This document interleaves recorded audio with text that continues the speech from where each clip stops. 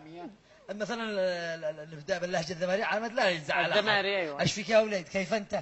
يا بي جبرك ضم الله سرور سرورك دايم. فديت عرق جنوبه.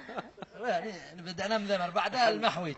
انما انا خاطر قالت له ولا حرمت بالسم خليف حرنك على ما يمت. اما انا لما على ابن عمه من تحت لك انا ميت يا جن. تحيه لاهل المحويت. اي ما هو عتمه وصابر. اما رسولك وجوك ملقوك شحد رجوع كنت توقع الورقه. عتمه وصابر.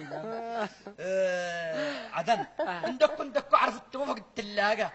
عدن وشل تعز قلته هنجم ولا تبرطم شاف ايش لاساك بالبانه. يعني الساحليه مره اخرى. الساحليه يعني هذا لا بس بلهجة المحويت مش فاهمه انت ايش قلت اصلا.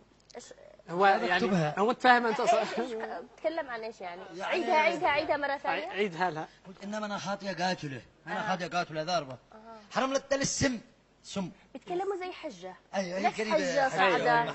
اوجه لهم تحيه. نحن نقلدهم حبا لهم. حبا لهم اكيد. بالعكس احنا اللهجات هذا حبا في المحويت الناس الكرماء وكذلك ريمه الناس العظماء بعمل بعض الناس يقول لك تستقصدنا يعني انك تتلخج علينا حبا فيهم. حبا والله نقلدهم حبا فيهم. انا بدات الحق ذا. اذا يا كمال انت فنان والله بكل ما تعني الكلمه، لان الفنان يجب ان يلم بكل اللهجات الدارجه في كل اجيال الوطن. الله يخليك يا استاذ علي. تفضلي.